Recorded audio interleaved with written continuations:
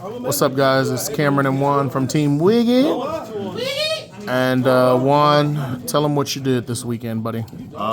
We went 7-0 and won regionals. All right. And what'd you win? I see this beautiful mat. What else did you win? So we got champion mat, and then top 8 got a serial omni. I did open mine, got number 273. Yeah. Okay. So how did the deck run, and what were your tough matchups? Okay, so the deck ran pretty smooth all day. I only had maybe 1 or 2 matches where I couldn't get into stuff. My toughest matchups, round 1, I got paired to somebody from locals, my buddy Dylan. He was playing Mirage, and Mirage, like out of 7 rounds, 2 of them, I would say my hardest matchup. It was round 1 Mirage, and then round 5 against Davis was really, really like close to losing. So those would be my hardest matchups. And shout out to Dylan from Lopez, of course. All right, cool. All right, let's go into the deck list, buddy. Okay. So I'll start off with the eggs. Pretty standard. We do run 5 eggs because we are playing Ukamon, and so we run through them a lot. So the Koromon standard as well as the 1 Yoko. There's nothing unique about this. As for the rookies, I already mentioned it. 4 Uko, and then for the ratios, I feel like this is also pretty standard too. I'm on 14 rookies, 10 total. So full play set of the BT12 one for the draw power and to fill the trash. Full place of the BT7 because the inheritables, it's the best one to go into the back. And then 2 of these because it just adds 2 cards on the occasion. It's not the best, but it's still a name. And for the hybrid lineup, this is also pretty standard. We just play full play set of Aguni, Burning, and then 3 of the Burning that actually pops a body. Burning Gray was very, very powerful all day. I managed to see him at the right times and pair him with the effects. The only variance that really comes with this deck is sometimes we'll run 4, but I feel like 11 is just fine. And then, of course, for level 5s, you have Alda. Pretty self-explanatory. Card's still broken. Still broken, yeah.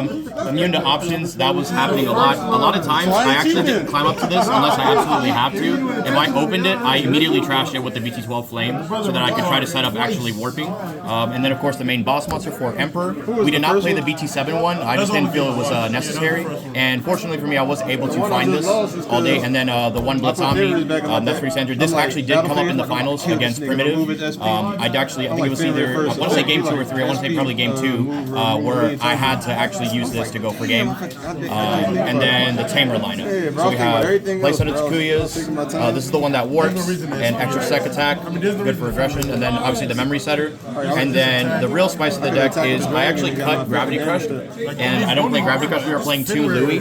Now, I found that this was more effective than Gravity Crush in testing because it was getting hit out of security lock or in the hand.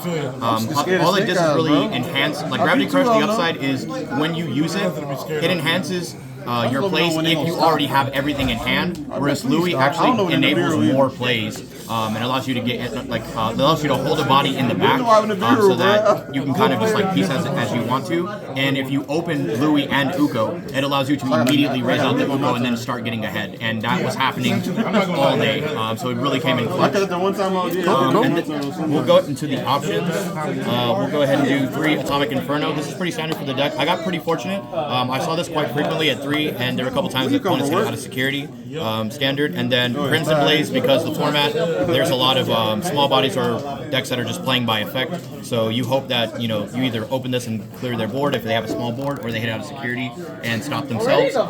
The only thing that I played that it might be atypical to your red hybrid list is 1 copy of Trident Gaia. And believe it or not, this actually came up. I mentioned earlier that Davis was one of my hardest matchups. We had a situation in game 3 where he had a Mother D Reaper, a Fang Longmon, and a Mega Gargamon on board. And I forgot what I did, but I basically went into, I gave me a lot of memory when he went to Fanglong. I tried it in Gaia, and not only did I kill the Fanglong, it trashed the top of security to put him down to 1.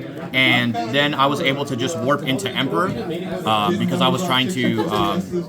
I don't remember the exact sequencing, but basically, like, there was Fanglong, I used this trash top security, and it ended up where I had a, before he went to Mega Gargo, he Death X'd me, right, and it de-digivolved my Tamer after he went into Mega Gargo. I'm sorry, I'm kind of messing up the sequencing. Good, All you need to know is that he had the ace on the board, then went into Death Exmon, and it digivolved the Emperor back into Takuya. So I had my sources stuck under there, and if this tells you anything about how the match was going, even with 5 sources under the Tamer, I had just enough hybrids in the trash to be able to warp a second time, and I literally had to warp a second time, and I didn't have it. So I think I was at like 6 memory or something after he Death X. I had to play another flame and find Emperor, and I found Emperor off the top and was able to warp a second time to kill the Mega Gargo to go for game. So Trident Gaia, very clutch. Unfortunately, it didn't come up in security. Nobody hit it out, but it's just there in principle.